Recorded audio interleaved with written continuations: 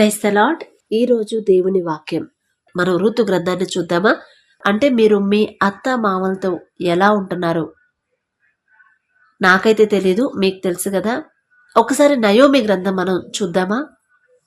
అసలు నయోమి గ్రంథం ఎందుకు రాయబడింది? నయోమి గ్రంథం రాపించాల్సిన అవసరం, ఒక అత్త కోడల మధ్య ఇలాంటి ప్రేమ ఉండాలి అనేది తండ్రి ఆలోచించి, మన కోసం ఆలోచించి, అంటే ఆయనకు తెలుసు కదా రాబోయే తరాల్లో ఇక అత్తా కోడల మధ్య వైర్యమే ఉండిద్ది కానీ ప్రేమలుండవు, ఒకరి మీద ఒకరు ద్వేషాలే కానీ లోబడి ఉండే కోడళ్ళు ఉండరు, కోడళ్ళు ప్రేమించే అత్తలు కూడా ఉండరు. కాబట్టి అలా నా పిల్లలు, అలా ఈ తరాలు తరాలు గతించిపోయిన రాబోయే తరాల్లో కూడా అలాంటి మనసు నా బిడ్డలకు రాకూడదు. ఒకవేళ వస్తే ఇదిగో ఈ వాక్యం చదువుకొని వాళ్ళను వాళ్ళు సరిచేసుకోవాలి అనే ఉద్దేశంతో తండ్రి రూతు గ్రంథాన్ని మన కోసం రాపించి పెట్టాడు కదండి. లేకపోతే ఏం అవసరం అండి తండ్రికి? కాబట్టి ఒక్కసారి మనం రూతు గ్రంథాన్ని చూద్దామా? అయితే నయోమి అని ఆమె ఉండింది కదా. ఒక ఆయన ఉన్నాడు, ఎలీమెలకు ఆయన పేరు. అయితే ఆయన బెత్లెహేము, యూదా బెత్లెహేంలో ఉంటే అక్కడ బాగా కరువు వచ్చేసింది. కరువు వచ్చేసినప్పుడు మోయాబు దేశంలో అంత కరువు లేదని తెలుసుకొని అక్కడికి అతని భార్య ఎవరంటే, ఎలీమెలకు భార్య ఎవరంటే నయోమి ఎలీమెలకు భార్య.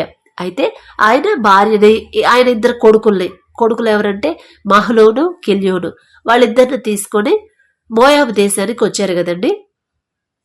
మోయాబు దేశానికి వచ్చారు. మోయాబు దేశం వచ్చిన కొన్నాళ్ళకి నయోమి పెనిమిటి అయిన ఎలీమెలకు చనిపోయిన తర్వాత ఆమె ఇద్దరు కుమారులను నిలిచి ఉండరు. అయితే ఇక నయోమి తన ఇద్దరు బిడ్డలకు పెళ్లి చేసింది. ఆ ఇద్దరు కోడళ్ళు మోయాబు స్త్రీలనే వివాహం చేసింది కదా. వారిలో ఒక దాని పేరు ఓర్ప, రెండవ దాని పేరు రూతు.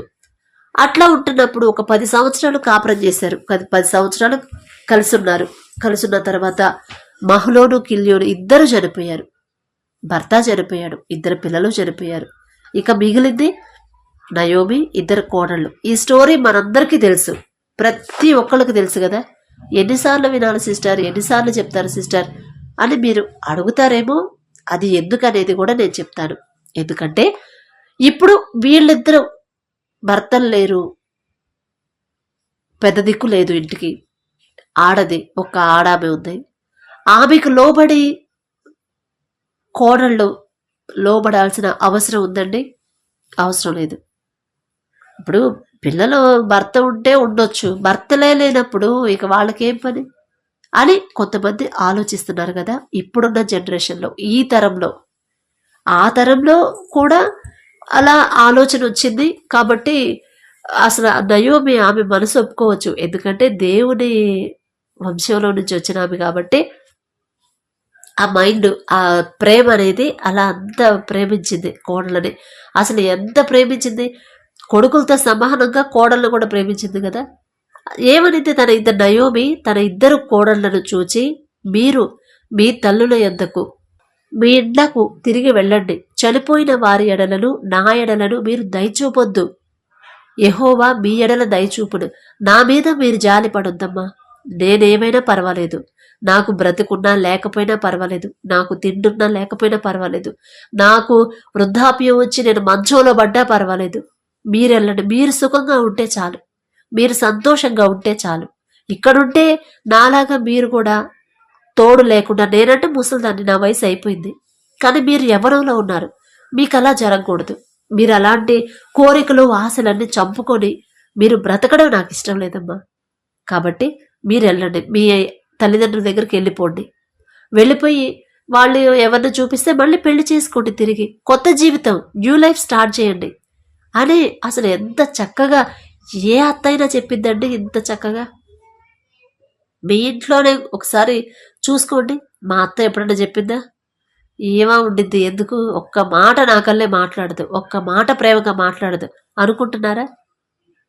అనుకోండి, పర్వాలేదు, ఎందుకంటే జరిగే పరిస్థితులను బట్టి. అయితే తర్వాత మనం అలా అనుకోవచ్చు, అనుకోకూడదు కూడా మళ్ళీ మనకి కోడళ్ళకు కూడా ఉండిద్ది కదా. ఇక్కడ అప్పుడు వాళ్ళేం చేశారు, అంతట వారు ఎలుగెత్తి ఏడ్చి నీ ప్రజల యొద్దకు నీతో కూడా వచ్చేదమని ఆమెతో చెప్పగా, వద్దత్తమ్మా, మాకు వద్దత్తమ్మా, నువ్వు ఒంటరిదాని అయిపోయావు. నువ్వు ప్రేమించినంత ప్రేమగా నా తల్లిదండ్రులు కూడా నన్ను ప్రేమించరు. వద్దత్తమ్మా, నీ ప్రేమే మాకు కావాలి. నీ కొడుకు లేకపోయినా పర్వాలేదు, నువ్వుంటే చాలు, నీ తోడు మాకుంటే చాలత్తమ్మా. ఎలుగెత్తి ఏడ్చారంట. ఎలుగెత్తి ఏడవడం అంటే ఎంత ఏడ్చారో, పెద్దగా అరుస్తే ఏడుస్తారే అలా ఏడ్చారంట. ఏడ్చి ఆమెతో చెప్పారు, నీ ప్రజల యొద్దకు మేం కూడా వస్తాం, మమ్మల్ని పంపించొద్దు అని చెప్పినప్పుడు ఆమె అసలు ఇక్కడ ఎంత చక్కగా నయోమి అప్పుడు ఎట్లా మాట్లాడుతుంది, నా కుమార్తెలారా అంటే నా కోడళ్ళారా అనలా, నా కుమార్తెలారా అంటే కొడుకుల కన్నా కోడల్నే ఎక్కువ ప్రేమించిందండి నయోమి. కొడుకుల కన్నా కోడళ్ళనే కూతురులాగా చూసుకుంది. ఆమె నిజంగా అంత ప్రేమగా చూసుకోకపోతే వాళ్ళు అత్త కన్నా అమ్మలాగా వాళ్ళు ఫీల్ అయ్యారు. నీతోనే మేము వస్తాం, మాకు నువ్వుంటే చాలమ్మా, నువ్వు చూపించినంత ప్రేమ మాకెవరు చూపించరు అని ఎలుగెత్తి ఏడ్చారంటే అసలు ఎంత ప్రేమించింది కోడళ్ళని. నయోమి ఎలా అంటుంది, నా కుమార్తెలారా అంటుంది, నా కోడళ్ళారా అనట్లా, కుమార్తెలారా. ఎవరున్నారండి ఈ జనరేషన్లో, ఈ తరంలో కోడళ్ళని కుమార్తె అని పిలిచే అత్తలు ఉన్నారా? ఉంటే మాత్రం అది దేవుడి నుంచి వచ్చిందే, ఖచ్చితంగా అది దేవుడి కృప వాళ్ళ మీద ఉన్నట్టేనండి. అసలు ఎంత చక్కగా, నా కుమార్తెలారా మీరు మరలుడి, నాతో కూడా మీరు రావద్దు, నాతో కూడా మీరు రానేలా, మిమ్మల్ని పెళ్లి చేసుకోవడానికి ఇక నా కుమారులు నా గర్భమునుంటారా? నా కుమార్తెలారా, మరలా 2వ వచనం 12వ వచనంలో 11వ వచనంలో నా కుమార్తెలారా, 12వ వచనంలో కూడా నా కుమార్తెలారా తిరిగి వెళ్ళండి, నేను ముసల్దాన్ని అయిపోయాను. అసలు ఎంత చక్కగా, అసలు ఎవరు కోరుకుంటారండి, అమ్మా నేనేమైపోయినా పర్వాలేదు తల్లి, మీరు సుఖంగా ఉండండి చాలు, మాదే ఉంది, మాది అయిపోయింది, ఇక నేను ముసల్దాన్ని అయిపోయాను, నా లైఫ్ అయిపోయింది, నేను అనుభవించేశాను, నాకు అవసరం లేదమ్మా, మీరు ఎవరిలో ఉన్నారు, మీరు మరలా పెళ్లి చేసుకోండి, లేదా మీ భర్తతో మీరు సుఖంగా ఉండండి, నా గురించి ఆలోచించొద్దు అని మనస్ఫూర్తిగా. అసలు నా కుమార్తెలారా అందంటే ఆమె ఎంత ప్రేమండి కోడళ్ళ మీద. ఈ కాలంలో ఉన్నారండి అలాంటి అత్తలు? ఉన్నారా? ఉన్నారు సిస్టర్. మా ఇంట్లో మా అత్తమ్మ అస్సలు కోడళ్ళని కాదు కూతుళ్ళ కన్నా ఎక్కువ చూసుకునేది, మేమంటే ప్రాణం మా అత్తమ్మకి అని ఎవరైనా చెప్పగలిగే వాళ్ళు ఉన్నారా? ఉన్నారంటే మాత్రం ఖచ్చితంగా దేవుని ప్రేమ, దేవుని కృప మీలో ఉన్నట్టే సిస్టర్, ఇక తిరిగేలేదు మీకు. చర్చికి ప్రతి వారం చర్చికి వెళ్తున్నా, ప్రతిరోజు ప్రార్థన చేసుకుంటున్నా, ఉపవాస ప్రార్థనలు చేస్తున్నా, స్త్రీల కూడికలని, ఆల్ నైట్ ప్రేయర్లని, అన్ని ప్రార్థనలు చేస్తున్నా కూడా కోడళ్ళని కూతుళ్ళలాగా చూసుకునే అత్తలు ఉన్నారా? ఉంటే ఎక్కడో ఒకళ్ళో ఇద్దరో మేబీ లెక్క పెట్టొచ్చు. ఎందుకంటే వాళ్ళు దేవుని కృప, నిజంగా వాళ్ళు దేవుని మీద ఆధారపడ్డ వాళ్ళు, నిజంగా దేవుని ప్రేమించేవాళ్ళు కాబట్టి, నాకు దేవునికి నేను మళ్ళీ లెక్క చెప్పాలి, నా కూతుళ్ళనే కాదు కోడళ్ళు కూడా నా కూతుళ్ళతో సమానం అనే మనసు మీకు వచ్చిందంటే అత్తలారా, ఖచ్చితంగా అది దేవుడిచ్చిన మనసే కానీ మీ సొంత మనసు అయితే కాదు. అందుని బట్టి దేవునికి కృతజ్ఞత చెప్పండి. అసలు నా కుమార్తెలారా తిరిగి వెళ్ళండి, నేను పురుషుడితో ఉండలేను, నేను ముసల్దాన్ని అయిపోయానమ్మా, నాకు పర్వాలేదు, నా గురించి ఆలోచించొద్దు తల్లి, మీరు సుఖంగా ఉండండమ్మా, నేనేమైపోయినా పర్వాలేదు, నాకు ఆరోగ్యం చెడిపోయినా పర్వాలేదు, నేను మంచంలో పడ్డా పర్వాలేదు, మీరు సంతోషంగా ఉండండి, మీరు సంతోషంగా ఉంటేనే నేను సంతోషంగా ఉంటాను. మీరు అట్లా ఒంటరిగా, అట్లా నా కళ్ళ ముందు ఒంటరిగా ఈ వయసులో యవ్వనంలో ఉన్నారు, అలా ఉంటే, సంతోషం లేకుండా దిగులుగా విచారంగా ఉంటే నా మనసు తట్టుకోలేదు తల్లి, మీరు సుఖంగా ఉండాలమ్మా అని అసలు ఎంత ప్రేమ. నా కుమార్తెలారా మాటల్లోనే ఆమె ప్రేమ అర్థమవుతుంది కదండి. అలా మాట్లాడండి అత్తల్లారా, అలా మాట్లాడండి మీ కోడళ్లతో. అది దేవుళ్ళు మనం ఉన్నాము, దేవుడి మీద మేము ఆనుకున్నాము, మాకు దేవుడే ఇకంత, తండ్రి ప్రేమ ఇదే అని ఎదుటి వాళ్ళకి ఎలా తెలిసిందండి? మన ప్రవర్తనను పట్టే కదా ఎదుటి వాళ్ళకి. ఇప్పుడు కోడలు ఎక్కడెక్కడి నుంచో, అసలు వాళ్ళకి మీకు సంబంధమే లేకపోవచ్చు, కానీ పెళ్లి వివాహం అనే ఆ బంధం ద్వారా మీ ఇంట్లోకి అడుగు పెడుతుంది కోడలు. కొత్త ఇల్లు, కొత్త మనుషులు, కొత్త ఊరు, కొత్త ప్రాంతం, కొత్త అన్నీ కొత్త ప్లేస్కి వచ్చినప్పుడు మీరు చూపించే ప్రేమను బట్టే అమ్మో దేవుణ్ణి ప్రేమిస్తే ఇలా ఉంటారేమో, నిజంగా దేవుడికి లోబడితే చర్చికి వెళ్ళేవాళ్ళు కదా, అంటే దేవుడి ప్రేమ అంటే ఇదేనేమో, దేవుడిని నేను ఎప్పుడు చూడలేదు కానీ ఇంత ప్రేమిస్తున్నారు నన్ను అంటే దేవుడి ప్రేమ అంటే ఇదేనేమో, ఎంత అదృష్టవంతురాల్ని, ఈ ఇంట్లోకి దేవుడు నన్ను తీసుకురావడానికి నేను అడుగు పెట్టాను, అసలు ఎంత అదృష్టం నాది అనుకోవాలండి కోడలు. అలా అనుకునేలా మన ప్రవర్తన ఉండాలి. కూతురులతో సమానంగా కోడల్ని కూడా ప్రేమించాలండి. నయోమి అసలు ఎంత ప్రేమించింది కోడల్ని, లేకపోతే పేరు పెట్టి పిలవచ్చు, అమ్మాయి మీరు ఇక నేను ముసల్దాన్ని అయిపోయి నాకెందుకు వెళ్ళిపోండి మీరు అని చెప్పొచ్చు, కానీ చెప్పలేదు. అలా చెప్పొచ్చు. కొంతమంది అత్తలు ఉంటారు, మన ముందేమో ప్రేమగా ఉన్నట్టు ప్రేమగా మాట్లాడినట్టు ఉంటారు, మనం లేకపోతే ఇక మనకి యాంటీగా చెప్తారు, మన మీద లేనిపోని చెప్పడం, కొడుకులకు చెప్పడం. అలా అత్తలు కూడా ఉన్నారండి, నేను చూశాను. అలాంటి అదేంటి పెద్దమ్మ తప్పు కదా అట్లా, ఇప్పుడు అక్కతో సమానంగా తనను కూడా చూడాలి కదా అని చెప్పానంటే, నీకు తెలియదు నేను ఊరుకో, ఎవరిని ఎక్కడ ఉంచాలో అక్కడే ఉంచాలి అన్నట్టు మాట్లాడతారు. అసలు అది అవి ఎక్కడ మాటలండి, ఎవరి మాటలు అయ్యి? అపవాది మాటలు కదా. ఆ మనసు ఎవరిచ్చిన మనసు అది? అపవాది మనసు. ప్రార్థనకి వెళ్తా, చర్చికి వెళ్తా, దేవుని మాటలు వింటా, అంత ప్రార్థన అంత భారంగా ప్రార్థన చేస్తా, మనసులో ఎదుటి వాళ్ళని ఒకేలాగా ప్రేమించే మనసు మనకు లేనప్పుడు మనం చేసే ప్రార్థన అంతా వ్యర్థమే. వినడండి తండ్రి. దానివల్లే మనకి కష్టాలు, శోధనలు.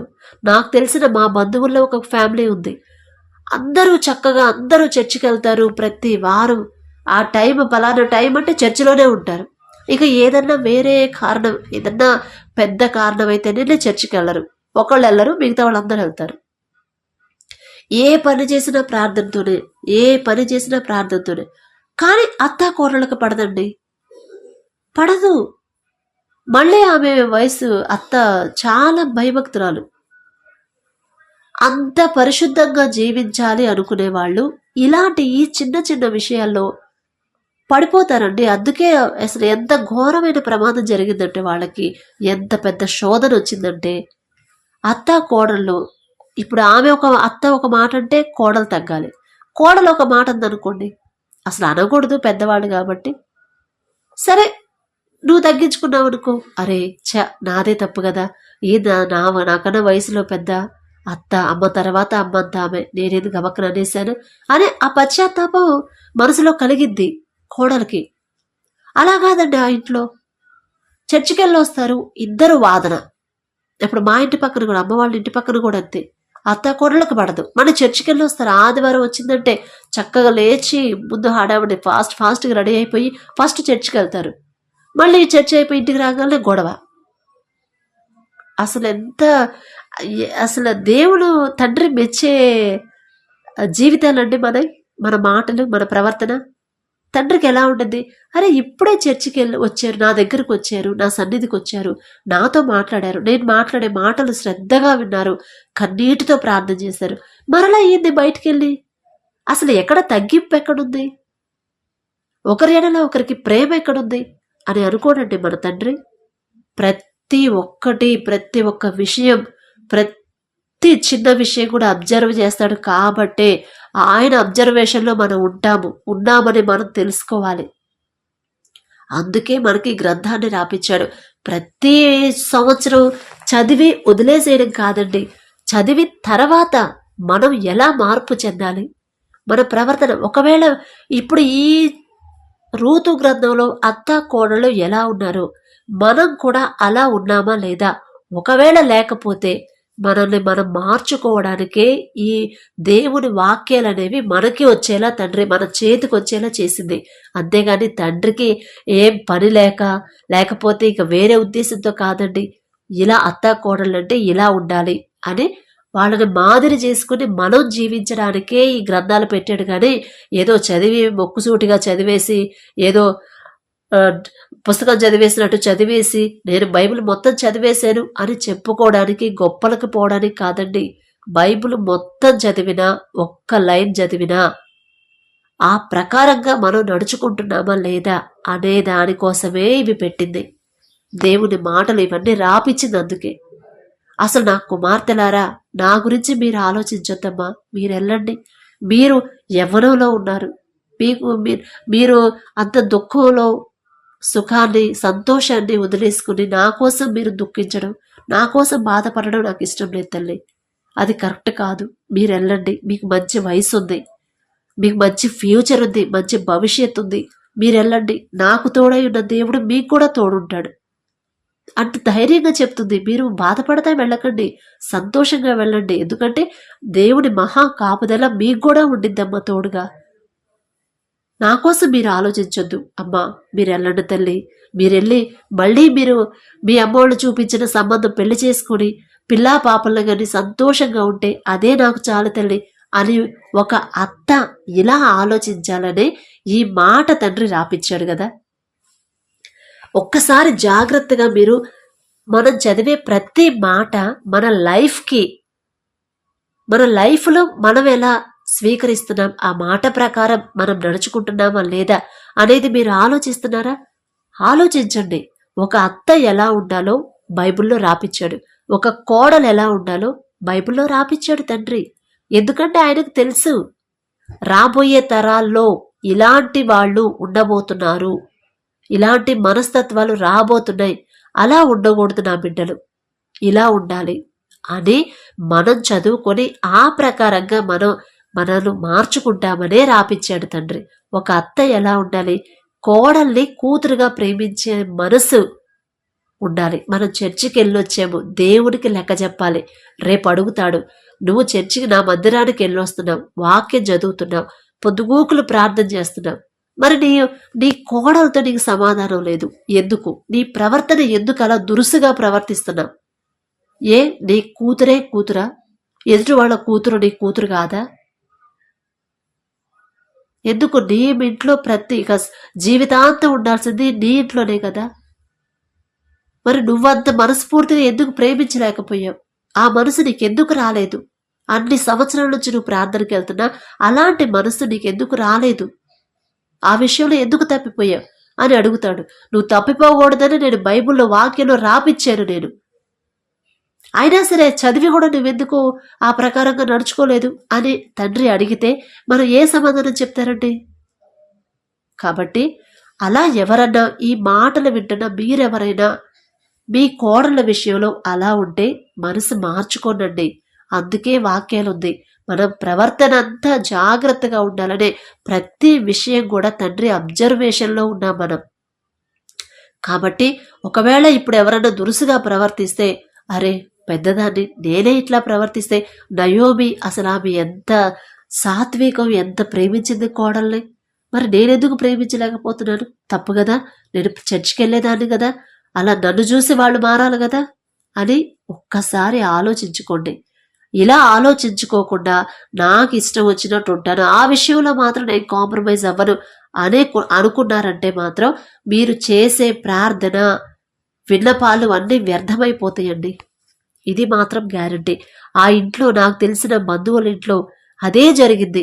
అంత ప్రార్థనలో ఉండి కూడా వాళ్ళకు సమాధానం, కేవలం వాళ్ళిద్దరి మధ్య సమాధానం లేకే పాపం కోడలకి హెల్త్ బాగాలేదు, చనిపోయింది ఆమె. ఇప్పుడు అత్త మంచి వృద్ధాప్యంలోకి వచ్చింది, ఆమెను కనిపెట్టుకొని చూసేవాళ్ళు ఎవరు లేరండి.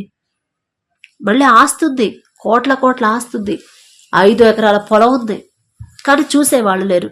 ఎందుకండి ఇక ఆ బతుకు? ఆ దేవుడి నుంచి వచ్చిన శాపం అలా ఉండింది. ఆయన మాట ప్రకారం, చెప్పిన మాట ప్రకారం నడుచుకోకపోతే దేవుడి కోపం అలా వచ్చింది. పాపం ఆమెకి బాగా హెల్త్ బాగాలేదు, హాస్పిటల్లో ఉంది, ఐసీయూలో పెట్టారు, చనిపోయింది, లేదు ఇప్పుడు. కాబట్టి అత్తలు అనేవాళ్ళు జాగ్రత్తగా ఈ మాటలు చదువుతున్నా, మాటలు వింటున్నా కూడా నేను ఎలా నడుచుకుంటున్నాను విని చదివి వదిలేయొద్దండి. నేను ఎలా ఉన్నాను? నయోమిలాగా నా కోడళ్ళని ప్రేమిస్తున్నానా? మనస్ఫూర్తిగా మాట్లాడుతున్నానా? మనస్ఫూర్తిగా ఏదైనా చేసి పెడుతున్నానా? నా కూతురికైతే నేను అంత హడావుడిగా ప్రేమగా చేసి పెడతాను, నా కోడలకు కూడా చేసి పెడుతున్నానా? మీరు చేసి పెట్టక్కర్లేదండి. ఒక మాట ప్రేమగా మాట్లాడితే చాలు. పెత్తనం చూపిస్తా, నాకు ఆ పవర్ ఉంది, నేను అత్తని అనే ఫీలింగ్లో లేకుండా నయోమి గారు ఎలా అయితే ఉన్నారో అలా మిమ్మల్ని మీరు మార్చుకోవడానికి ట్రై చేయండి. అప్పుడు దేవుని శాపం అనేది మనకి మన కుటుంబాలకి రాదండి. తర్వాత అత్తలు ఇలా ఉండాలని నయోమి చూపించింది కదా.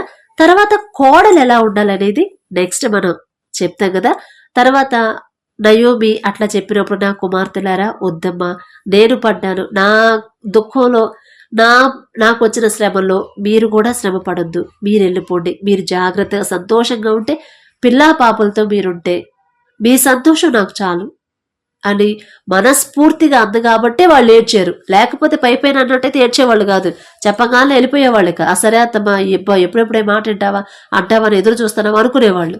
కానీ ఆమె మనస్ఫూర్తిగా ప్రేమించింది కాబట్టే ఆమెని ఓర్ప వెళ్ళిపోయింది కదా. కోడలు అత్తను ముద్దు పెట్టుకొని పెద్దగా ఏడ్చి వెళ్ళిపోయింది. కానీ రూతు వెళ్ళిందా? రూతు వెళ్ళిందా? ఒక కోడలు వెళ్ళిపోయింది ముద్దు పెట్టుకొని, ఆమెకి ఇష్టం లేదు అయినా సరే తప్పక ఇక వెళ్ళిపోయింది. ముద్దు పెట్టుకొని ఏడ్చి, అత్తమ్మ నువ్వు ప్రేమించినంత ప్రేమ నాకు ఎవరు చూపించరు అత్తమ్మ, ఎవ్వరు నన్ను ప్రేమించరు, మా అమ్మ వాళ్ళు కూడా అంత ప్రేమించరు అని ఏడ్చి ముద్దు పెట్టుకుని వెళ్ళలేక వెళ్ళింది మనసు చంపుకొని. తర్వాత అయితే ఇక రూతు మాత్రం వెళ్ళలేదు కదా. రూతు వెళ్ళలేకపోయింది.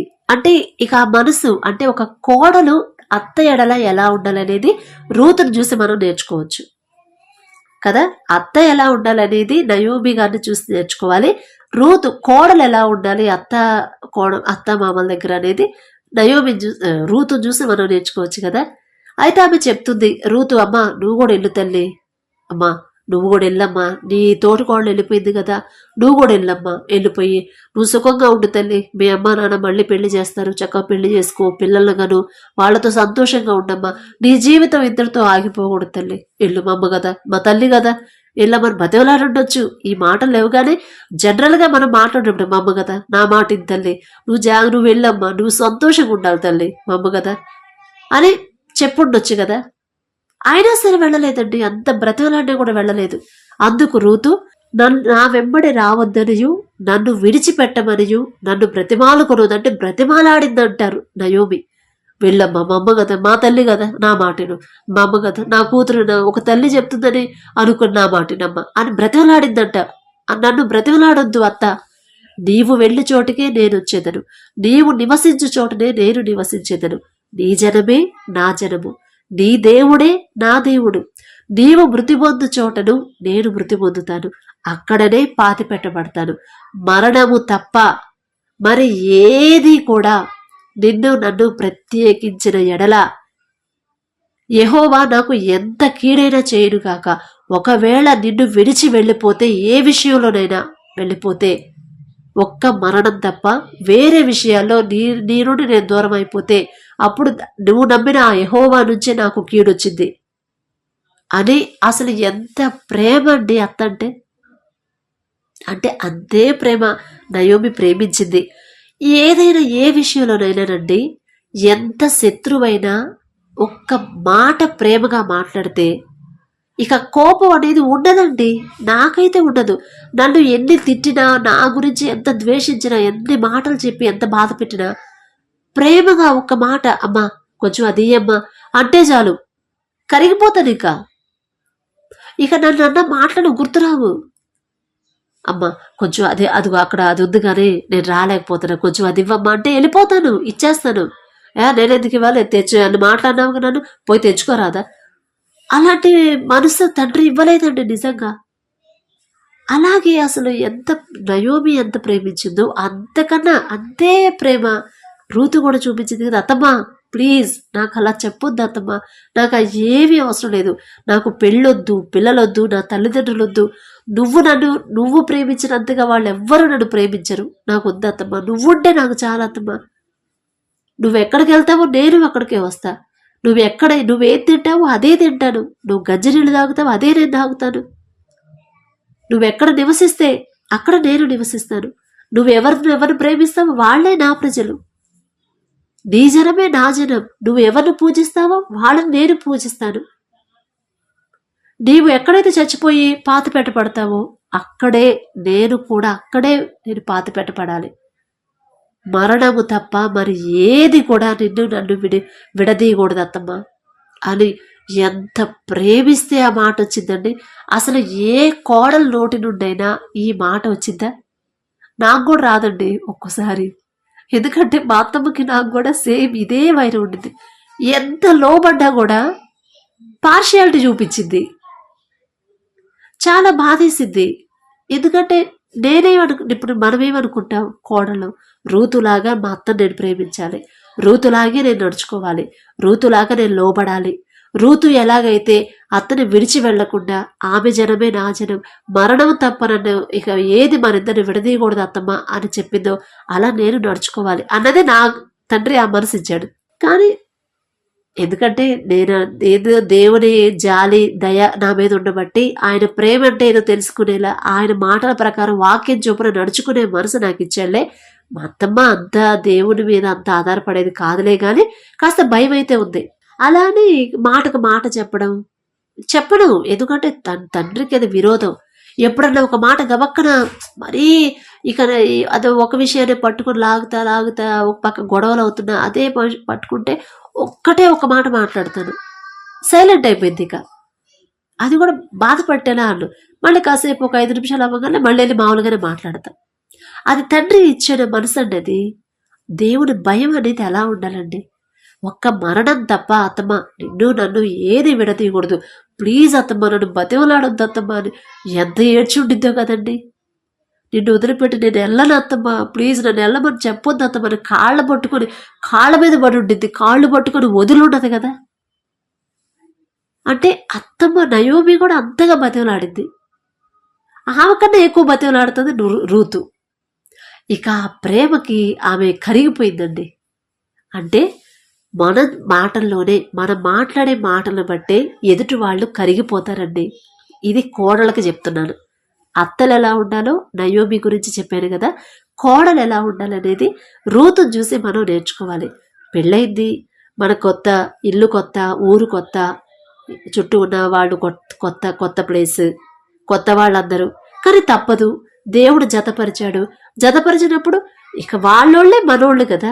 మన భర్త తరపున ఎవరుంటారో వాళ్ళ తరపున వాళ్ళే మనోళ్ళు కదా.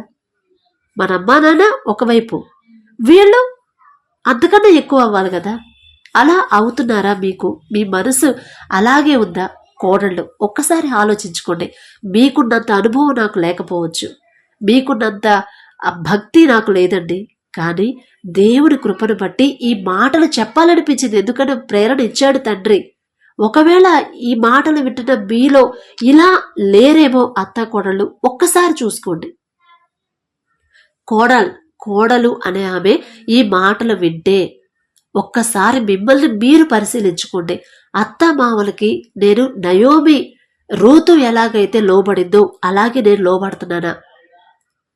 అలాగే అత్తను ఎలా అయితే ప్రేమించిందో, అత్త కోసం ఇక తల్లిదండ్రులు కూడా వదిలేసి సర్వం మొత్తం వదిలేసి అత్తతోనే నా జీవితం అని ఎలా రూతు ప్రేమించిందో అలాంటి ప్రేమ నేను నా అత్త మామ మీద చూపిస్తున్నానా? అసలు ఎంత ప్రేమ అండి అత్త కోడలు. నాకైతే భలే ముచ్చటేసిద్దండి ఈ వాక్యం, ఈ గ్రంథం చదివితే. అసలు నా కుమార్తెలారా అని అత్త అంటమేంది? మరణం తప్ప నిన్ను నన్ను ఏది వేరు, ఒక లవర్స్ చెప్పుకుంటారే,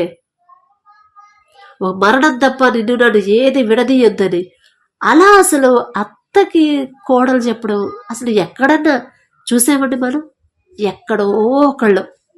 అది అలాంటి వాళ్ళు ఈ జనరేషన్లో ఈ తరంలో ఉంటే ఖచ్చితంగా ఒక వీడియో తీసి పోస్ట్ చేసేవాళ్ళు. అవి కూడా ఉండే ఉంటాయి, నేను చూడలేదు, ఎక్కువ ఫోన్ నేను చూడను కాబట్టి నాకు తెలియదు. కానీ ఆ వీడియోలు చూడడం కాదు, ఆ వీడియోలో మనం ఉండాలని మనం అనుకోవాలి. ఎందుకంటే ఒకవేళ మీరు అలా అనుకోకపోతే రేపు తీర్పు దినంన మనల్ని అడుగుతాడు, అమ్మా ఈ గ్రంథం రూతు గ్రంథం చదివేవా తల్లి అంటే, చదివేనయ్యా, చాలాసార్లు చదివానయ్యా. సరే మంచిదే, మరి చర్చికి వెళ్తున్నావమ్మా? వెళ్తున్నానయ్యా. మీకు తెలుసు కదా, మీ సమస్తము ఎరిగిన వాళ్ళు, అయినా మనల్ని అడుగుతున్నారు. వెళ్తానయ్యా, ప్రతి వారం చర్చికి వెళ్తాను, ఉపవాస ప్రార్థన కూడా చేస్తాను అయ్యా, మీకు తెలుసు కదా అని మనం చెప్తాము చాలా కాన్ఫిడెన్స్. అయితే ఈ గ్రంథం చూపించి ఇలా ఒక అత్తకి కోడలు ఎలా లోబడాలి, అత్త మామల్ని ఎలా ప్రేమించాలి, అత్త వాళ్ళ తరపున బంధువుల్ని, అత్త వాళ్ళ తరపున స్నేహితుల్ని, ఆ జనాంగాన్ని ఎలా ప్రేమించాలి అనేది రూతు గ్రంథంలో నేను చెప్పాను. మరి నువ్వు అలా చేసావమ్మా అని అడుగుతాడు. అప్పుడేం చెప్తారండి? అయ్యో లేదేసయ్య, నేను ఎంత లోబడ్డా కూడా మా అత్త తెగ తిట్టిద్ది నన్ను, అంత తగ్గించుకుంటే మరీ అసలు ఎట చూస్తారో తెలుసా, మరి పురుగు చూసినట్టు చూస్తారు నేను ఎంత తగ్గించుకుంటే, అందుకే మాటకు మాట చెప్తేనే ఆమె నాకు భయపడిద్ది అని చెప్తారా? అప్పుడు దేవుడి నుంచి ఏ మాట వచ్చిందో మీకు తెలుసా? ఆ శిక్ష మనం తట్టుకోగలమా? తండ్రి నుంచి వచ్చే శిక్ష తట్టుకోగలమా? అక్కడ శిక్ష తప్పించుకోవాలంటే ఇక్కడ మనం కష్టమైనా సరే మన ప్రవర్తన మార్చుకోవాలి. అమ్మని ఎలాగైతే ప్రేమిస్తామో అలాగే ప్రేమించాలి. మా నాన్న మాకు చెప్పాడండి, నేను పెళ్ళయ్యి అత్తగారింటికి వచ్చేటప్పుడు, అమ్మా నాన్న మేమిద్దరం ఎంతో నీకు, అత్త మామ వాళ్ళు కూడా అంతే, కాబట్టి ఎదురు మాట్లాడొద్దమ్మా, పెద్దవాళ్ళు గబక్కన ఏదైనా మాట అన్నా కూడా మాట్లాడొద్దు, ఒక్క మాటే చెప్పాడండి మా నాన్న. కాబట్టి చాలా విషయాల్లో నేను బాధ పెట్టినా కూడా, బాధపడ్డానే కానీ ఒంటరిగా ఎప్పుడు వాళ్ళకి ఎదురు తిరగలేదు. మరీ ఎప్పుడన్నా మరీ కష్టంగా అనిపిస్తే ఒక్కటే మాట మాట్లాడతాను, అది కూడా మరీ అంత నోటి నుంచి బూతులు అట్లాంటి మాటలు రావు, ఎందుకంటే అమ్మో అలాంటి మాటలు మన నోటికి రాకూడదు. తర్వాత మళ్ళీ పశ్చాత్తాపం వచ్చేసింది, ఏడుపు వచ్చింది నాకే, ఏందా ఇలా అన్నాను, నేను వాక్యం అదే నోటితో నేను బైబిల్ చదువుతాను, ప్రార్థన చేస్తున్నాను, ఇక వ్యర్థమే కదా నా ప్రార్థన అంతా, నా మనసు వీళ్ళు అర్థం చేసుకోవట్లేదు అని బాధపడతాను. మళ్ళీ వాళ్ళకి ఏదైనా అవసరమైన వాళ్ళ అవసరతలు తీరుస్తాను, వాళ్ళు చెప్పిన మాట వింటాను. ఎప్పుడన్నా ఒకసారే కానీ ఎప్పుడు నేను చేయనివ్వలేదండి తండ్రి, ఎందుకంటే వాక్యం నుండి తప్పిపోకూడదనే కదా తండ్రి ఆలోచన. అలా కోడళ్ళు అనేవాళ్ళు ఈ వాక్యం విని మీ ప్రవర్తన ఎలా ఉంది, మీ అత్త కోడళ్ళ మధ్య బంధం ఎలా ఉందనేది ఒక్కసారి ఆలోచించుకోండి. అత్తల్లారా, మీరు చూపించే ప్రేమను బట్టే కోడళ్ళు మారతారు. కోడళ్ళారా, ఒకవేళ మీ అత్త దురుసుగా ప్రవర్తించిన, మీరు చూపించే ప్రవర్తన, మీరు చూపించే ఆ తగ్గింపు, మీరు చూపించే ప్రేమ, మీరు లోబడే విధానాన్ని బట్టే అత్త మనసు మారుస్తాడు తండ్రి. కాబట్టి భయంకరమైన శాపం మన కుటుంబంలోకి రాకుండా ఉండాలంటే వాక్యం చదివి వదిలేయడం కాదండి, వాక్య ప్రకారమే మనం చదవాలి, నడుచుకోవాలి. అలా నడుచుకోనంతకాలం మీరు ఎంత ప్రార్థన చేసినా, ఎంత బైబుల్ చదివినా, ఎంత చర్చికి వెళ్ళినా అదంతా వ్యర్థమే అని మీరు ఆలోచించుకోండి ఒక్కసారి. కానీ అలా ఉన్నప్పుడు రూతుని నయోమి వదిలేసిందా? వదిలే కదండి.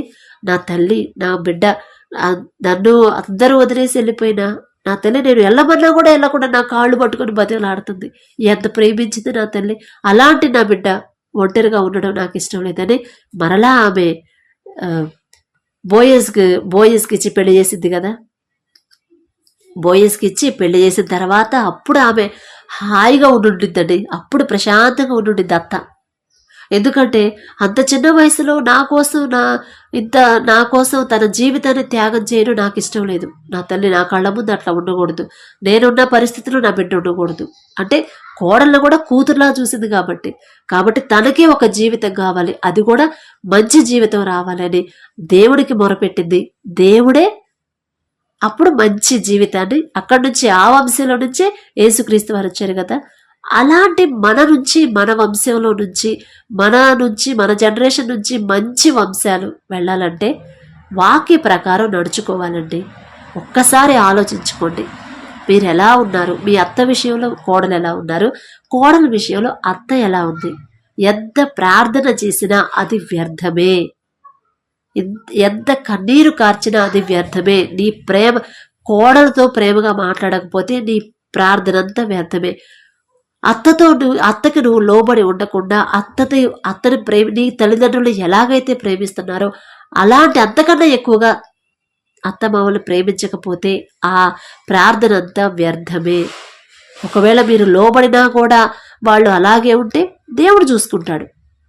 అయ్యా, వాక్య ప్రకారం నన్ను హెచ్చరించారు, నేను నడుచుకోవాలి, మీ ఆ వాక్యం నుంచి తప్పిపోనివ్వద్దు.